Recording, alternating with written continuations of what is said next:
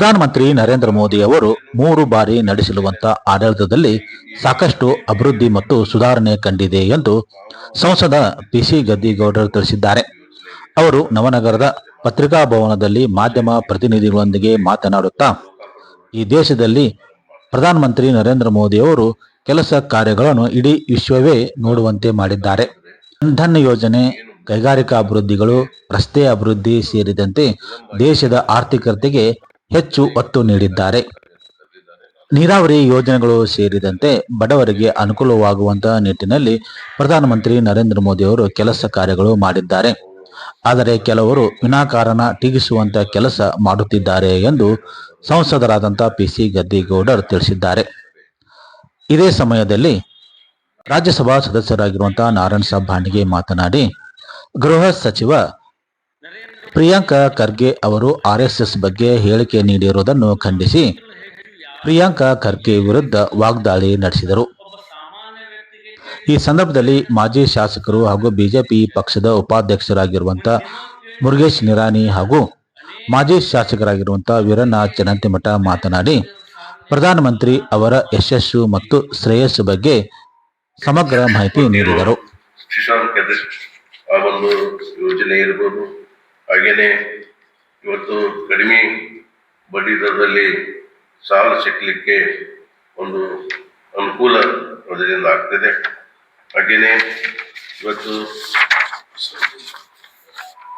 ರೈತರಿಗೆ ಇವತ್ತು ಕೃಷಿಗೆ ನೀರಾವರಿಯ ಬಗ್ಗೆ ಹೆಚ್ಚು ಒಂದು ಮಹತ್ವವನ್ನು ಕೊಟ್ಟು ಕೃಷಿ ಸಿಂಚಾಯಿ ಯೋಜನೆಯಲ್ಲಿ ಬಹುಶಃ ಇವತ್ತು ದೇಶದಲ್ಲಿ ಸಣ್ಣ ರೈತರಿಗೆ ಒಂದು ಹನಿ ನೀರಿಗೂ ಕೂಡ ವ್ಯಯ ಆಗದೆ ಇದನ್ನು ಉಪಯೋಗ ಮಾಡಿಕೊಳ್ಳಿಕ್ಕೆ ಆ ಒಂದು ಮಹತ್ತರ ಒಂದು ಕಾರ್ಯಕ್ರಮವನ್ನು ಇವತ್ತು ಸನ್ಮಾನ್ಯ ನರೇಂದ್ರ ಮೋದಿಯವರು ಹಾಕಿದ್ದಾರೆ. ಇದರಿಂದ ಸೂಕ್ಷ್ಮ ನೀರಾವರಿ ಯೋಜನೆ ಇವತ್ತು ನಮ್ಮ ದೇಶದಲ್ಲಿ ಇವತ್ತು ಬಹಳಷ್ಟು ಸಫಲ ಆಗಿದೆ. ಇವತ್ತು ಹಾಗೇನೆ ಇವತ್ತು ನಮಗೆ ಫಸಲ್ ಬಿಮಾ ಯೋಜನೆ ಇರಬಹುದು, ಇವತ್ತು ರೈತರಿಗೆ ಅನುಕೂಲಕರ ಆಗ್ತಕ್ಕಂಥ MSP ಯೋಜನೆ ಇರಬಹುದು, ಇವೆಲ್ಲವನ್ನು ಕೂಡ ಅಷ್ಟು ಜಾಗರೂಕತೆಯಿಂದ ಇವತ್ತು ಸನ್ಮಾನ್ಯ ನರೇಂದ್ರ ಮೋದಿಯವರು ಮಾಡಿದ್ದಾರೆ. ಒಂದೇ ಒಂದು ಗುರಿ ನರೇಂದ್ರ ಮೋದಿ ಅವರು, ಸಮರ್ಥ ಭಾರತ, ಸಮೃದ್ಧ ಭಾರತ, ಸಶಕ್ತ ಭಾರತ, ಶಕ್ತಿಶಾಲಿ ಭಾರತ, ವಿಕಸಿತ ಭಾರತದ ಮುಖಾಂತರ ಭಾರತವನ್ನು ಇನ್ನೊಮ್ಮೆ ರಾಷ್ಟ್ರದಲ್ಲಿ ಎಲ್ಲ ಜಗತ್ತಿನಲ್ಲಿ ಗುರುವಿನ ಸ್ಥಾನದಲ್ಲಿ ಒಯ್ಯಬೇಕು ಅನ್ನತಕ್ಕಂಥ ಸಂಕಲ್ಪದಿಂದ ಕೆಲಸ ಮಾಡ್ತಾ ಇದ್ದಾರೆ. ಇನ್ನೊಂದು ವಿಷಯದ ಬಗ್ಗೆ ಸನ್ಮಾನ್ಯ ನಮ್ಮ ಹೊಸದಾಗಿ ಗೃಹ ಮಂತ್ರಿಗಳಾದಂಥ ಪ್ರಿಯಾಂಕಾ ಖರ್ಗೆ ಅವರು RSS ಬಗ್ಗೆ ನಾನು ಮಾತಾಡಿದರೆ ನಾನು ಬಹಳ ದೊಡ್ಡವಾಗ್ತೀನಿ ಅಂತ ತಿಳ್ಕೊಂಡಿದ್ದಾರೆ. ಸೂರ್ಯನ ಮೇಲೆ ಉಗುಳಿದರೆ ಸೂರ್ಯಕ್ಕೆ ಉಗುಳು ಹೋಗುದಿಲ್ಲ, ಅದು ನಮ್ಮ ಮೈ ಮೇಲೆ ಬೀಳ್ತದೆ. RSS ಬಗ್ಗೆ ಮೊದಲು ತಿಳ್ಕೊಳ್ಳಿ, RSS ಅಂತ ಅಂದ್ರೆ ಏನು ಅನ್ನೋದು. 3 ದಿವಸದ ಹಿಂದೆ ಒಂದು ವಾಟ್ಸಪ್ದಲ್ಲಿ ಕಪಿಲ್ ಸಿಬಲ್ ಮತ್ತು ಮಲ್ಲಿಕಾರ್ಜುನ್ ಖರ್ಗೆ ಅವರ ಒಂದು ಇಂಟರ್ವ್ಯೂ ನೋಡಿದೆ. ಅರ್ಧ ತಾಸಿಗಿಂತಲೂ ಹೆಚ್ಚು ಮಾತಾಡಿದ್ದಾರೆ. ತಾವು ನೋಡಬಹುದು, ವಾಟ್ಸಪ್ದಲ್ಲಿ ಇದೆ. ಮಲ್ಲಿಕಾರ್ಜುನ್ ಖರ್ಗೆ ಅವರು ತಮ್ಮ ಜೀವನದಿಂದ ಇವತ್ತಿನವರೆಗೆ ಅಧ್ಯಕ್ಷ ಆಗುವ ಎಲ್ಲಾ ಸಾಧನೆಗಳನ್ನು ಹೇಳ್ಕೊಂತ ಬಂದ್ರು. ನನ್ನ ಮನೆ ಯಾರು ಸುಟ್ರು, ಪ್ರಜಾಕ್ರು, ಮುಸಲ್ಮಾನರು ಸುಟ್ರು, ನನ್ನ ತಾಯಿ ಸತ್ರು, ನನ್ನ ಅಕ್ಕ ಸತ್ರು, ಕಾಕಾ ಗೊತ್ತಿದ್ದಿದ್ದಿಲ್ಲ, ನನ್ನ ಕಾಕಾನೂ ಸತ್ರು ಅಂತಂದ್ರು. ಮೇರ ಚಾಚಾ ಬಿ ಮರ್ಗೆ ಅಂತಂದ್ರು, ಕಾಕಾನೂ ಸತ್ರು ಅಂತ ಹೇಳಿದ್ರು. ಹೇಳ್ತಾ ಹೇಳ್ತಾ ಹೇಳ್ತಾ ಎಲ್ಲಿಗೆ ನನಗೆ ಶಾಲೆಯಲ್ಲಿ ಹಾಕ್ಲಿಕ್ಕೆ ಯಾರು ಶಾಲೆಯಲ್ಲಿ ಅಡ್ಮಿಷನ್ ಸಿಗ್ಲಿಲ್ಲ. ನನಗೆ RSS ಶಿಕ್ಷಕರು ನನಗೆ ಶಿಕ್ಷಣವನ್ನು ಕೊಟ್ಟರು. ಒಮ್ಮೆ ಪ್ರಿಯಾಂಕಾ ಖರ್ಗೆ ಕನ್ಫ್ಯೂಸ್ ಆಗ್ತಾವ್ರಿ. ಪ್ರಿಯಾಂಕಾ ಹೇಳ್ಬಿಟ್ರು. ಅವ್ರ ತಂದೆಯವ್ರ ಮಾತಾಡ ಕೇಳ್ರಪ್ಪ, ನೀನು RSS ನನಗೆ ಶಿಕ್ಷಣ ಕೊಟ್ಟುದು ಅಂತ ಮಲ್ಲಿಕಾರ್ಜುನ್ ಖರ್ಗೆ ಅವರು ಇಂಟರ್ವ್ಯೂ ಕಪಿಲ್ ಸಿಬಲ್ ಅವ್ರು ಕೇಳ್ತಾರೆ, ಇವ್ರು ಹೇಳ್ತಿರ್ತಾರೆ. ಆ ಇಂಟರ್ವ್ಯೂ ದಯವಿಟ್ಟು ನೋಡ್ಬೇಕು. 3 ದಿವಸದಿಂದ ನಾನು ನೋಡಿದೆ. ಏನು ಗೊತ್ತದ RSS ಬಗ್ಗೆ? RSS ಲೆಕ್ಕ ಕೊಡ್ಬೇಕು. ನಿಮಗೆ ಲೆಕ್ಕ ಕೊಡ್ಬೇಕಾ? ನಾವು ನಿಮ್ ಕಡೆಯಿಂದ ಪಟ್ಟಿ ಇಸ್ಕೊಂಡಿವ? ಏನು ಸಾರ್ವಜನಿಕರ ಕಡೆಯಿಂದ ಪಟ್ಟಿ ಇಸ್ಕೋತದ ಅಥವಾ ಸರ್ಕಾರದ ಏನಾದ್ರು ಗ್ರಾಂಟ್ ತಗೋತದ RSS? ಯಾವ ಉದ್ದೇಶಕ್ಕಾಗಿ ಅವ್ರೇನ್ ತಿಳ್ಕೊರ? RSS ಬಗ್ಗೆ ಮಾತಾಡಿದ್ರೆ ನಾನು ಬಹಳ ದೊಡ್ಡವ ಆಗ್ತೀನಿ. ದೊಡ್ಡವ ಆಗುದಿಲ್ಲ. ನಿಮ್ದು ಯಾವ ಮಟ್ಟ ಎಲ್ಲಿಗದ ಎಲ್ಲರಿಗೂ ಗೊತ್ತಾಗ್ತಾ ಇದೆ. RSS 100 ವರ್ಷ ಬೆಳೆದಂತ ಸಂಸ್ಥೆ.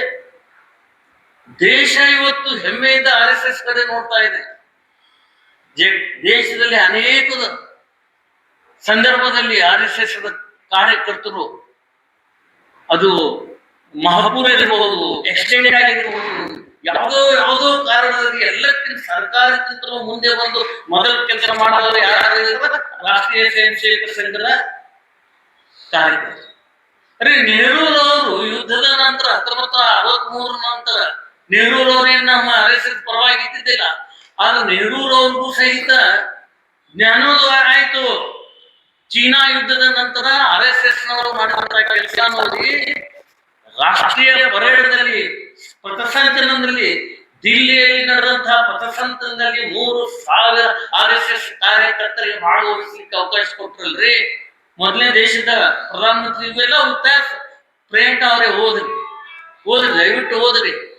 ಈಗ ನೀವು ಗೃಹ ಮಂತ್ರಿ ಇದ್ದೀರಿ, ಎಲ್ಲ ನಿಮ್ ಕೈಯಲ್ಲಿ ಇದೆ. ಲಾ ಅಂಡ್ ಆರ್ಡರ್ ಕಂಟ್ರೋಲ್ ಮಾಡಿ. ಇಡಿಹಳ್ಳಿಯಲ್ಲಿ ಹುಬ್ಬಳ್ಳಿಯಲ್ಲಿ ನಡೆದಂತಹ ಪೊಲೀಸ್ ಸ್ಟೇಷನ್ ಸುಡಾಕ್ ಹೋದಂತವ್ರು ನಿಮ್ದೇ ಪಕ್ಷದ ಒಬ್ಬ SC MLA ಮನೆ ಮೇಲೆ ಹಲ್ಲೆ ಮಾಡಿದಂತವ್ರಿಗೆ ಆ ಕೇಸ್ಗಳನ್ನು ಉಡ್ರಾ ಮಾಡ್ಕೋತೀರಿ ನೀವು. ನಮಗ್ ಬುದ್ಧಿ ಹೇಳಕ್ ಬರ್ತೀವಿ ನೀವು RSS ಅವ್ರಿಗೆ. ನಿಮ್ಮ ಪರಿಸ್ಥಿತಿ ನೋಡ್ಕೋರಿ ಏನಿದೆ ನೀವು ಅನ್ನೋದು. ಸೋಮ ಮಲ್ಲಿಕಾರ್ಜುನ ಖರ್ಗೆ ಅವ್ರ ಮಗ ಅಂತ ಹೇಳಿ ಒಂದ್ ಸ್ವಲ್ಪ ನಿಮಗ ಗುರುತು ಹಿಡಿತಾರ. ಇಲ್ಲಿಕಂದ್ರೆ ಯಾವ ಲೆಕ್ಕಕ್ಕೂ ಇಲ್ಲ ನೀವು. ಅದೇ ನ್ಯಾಷನಲ್ ಪಾರ್ಟಿ ಕಾಂಗ್ರೆಸ್ 100 ವರ್ಷಕ್ಕಿಂತಲೂ ಹೆಚ್ಚು ಇತಿಹಾಸ ಇರ್ತಕ್ಕಂಥ ಕಾಂಗ್ರೆಸ್ ಪಕ್ಷ ಅಭಿಮಾನ ಇದೆ ಆ ಪಕ್ಷದ ಬಗ್ಗೆ ನಮಗೆ. ಆದ್ರೆ ಇಂಥ ಹುಚ್ಚ ಮಾತಾಡೋರು ಬಂದ್ರೆ ಆ ಪಕ್ಷದ ಅವ್ರದ್ದು ಮರ್ಯಾದೆ ಇಲ್ಲ. ಪಕ್ಷದ ಮರ್ಯಾದನ್ನು ಹಾಳಾಗ್ತೀರಿ ನೀವು. ಕಾಂಗ್ರೆಸ್ ಅವ್ರದ್ದು ಸ್ವಾತಂತ್ರ್ಯ ಹೋರಾಟ ಮಾಡಿದಂತ ಪಕ್ಷದ ಅಂತ ಪಕ್ಷದ ಗೃಹ ಮಂತ್ರಿಯಿಂದ ನಿಮ್ಮ ಮರ್ಯಾದೆ ಹೋಗ್ತದ. ಏನಿದೆ? ಯಾವ ಸಂದರ್ಭದಲ್ಲಿ RSS ಏನಾದರೂ ದೇಶದ ಹಿತದ ವಿರುದ್ಧವಾಗಿ ಕೆಲಸ ಮಾಡಿದ್ದು ಒಂದು ಉದಾಹರಣೆ ಕೊಡ್ರಿ. ರಾಷ್ಟ್ರದ ಸಲುವಾಗಿ ಕೆಲಸ ಮಾಡದಂತಹದ್ದು, ದೇಶಭಕ್ತಿಗೆ ಮೊದಲೇ ನಂಬರ್ ಯಾರು ಅಂತಂದ್ರೆ RSS. ನಮ್ಮ ವಿರೋಧಿಗಳು ಹೇಳ್ತಾರೆ 3-4 ಇದ್ದಂತ ಏಮ್ಸ್ಗಳು 23 ಏಮ್ಸ್ಗಳಾಗ್ಯಾವ ಇವತ್ತು. ಹೌದಾ? All India medical institute. ಜಿಲ್ಲೆಗೊಂದು ಮೆಡಿಕಲ್ ಕಾಲೇಜುಗಳು ಬಂದಾವ.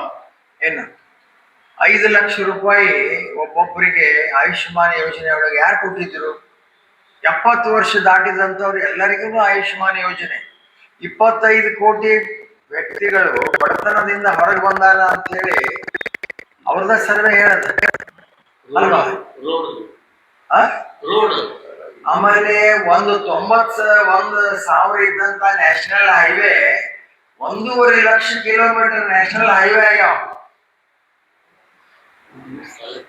ಸಾಲ, ಪೋರ್ಟ್ಗಳು ಎಷ್ಟು, ಬಂದರುಗಳು, ಆಮೇಲೆ ಪ್ರವಾಸೋದ್ಯಮಿಗಳ ಉತ್ತೇಜನ ಎಷ್ಟಾಗ್ಯದ.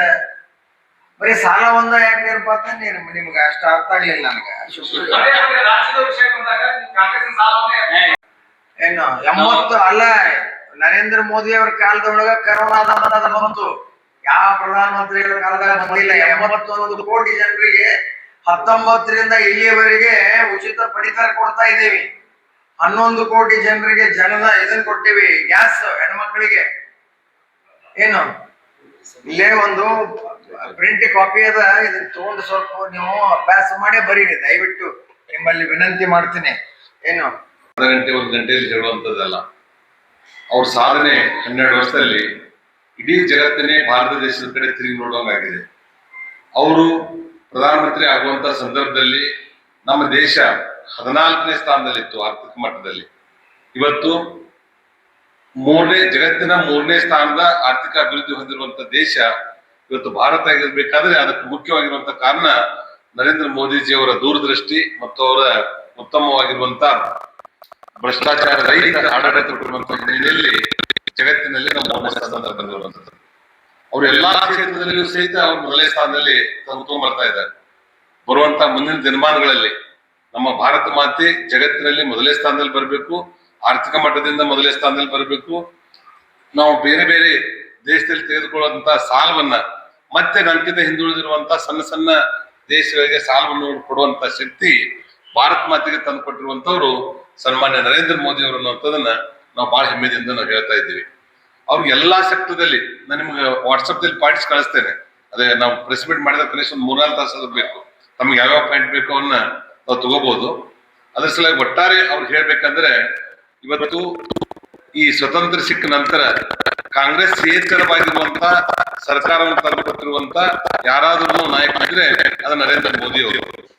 ಹೋದ 2019 ಚುನಾವಣೆಯಲ್ಲಿ ಮತ್ತು 28ಕ್ಕೆ ನಾವು 25 ಸೀಟ್ಗಳನ್ನ ಗೆಲ್ಲೋದ್ರ ಮುಖಾಂತರ ಒಂದು ಸೀಟಿಗೆ ನಾವು ಸಪೋರ್ಟ್ ಮಾಡಿ, ಏನು ಕಾಂಗ್ರೆಸ್ ಯಾರೇ ಟಿಕೆಟ್ ಕೊಟ್ಟರು ಆಸೆ ಬರ್ತಾರೆ ಅನ್ನುವಂತ ಒಂದು ಕಾಲ ಏನಿತ್ತು ಅಂತ ಧೂಳಿಪಟ ಆಗಿ ಕೇವಲ 28ರಲ್ಲಿ ಒಂದು ಕಾಂಗ್ರೆಸ್ ಒಂದು ಜನತಾದಳ ಬಂದಿತ್ತು.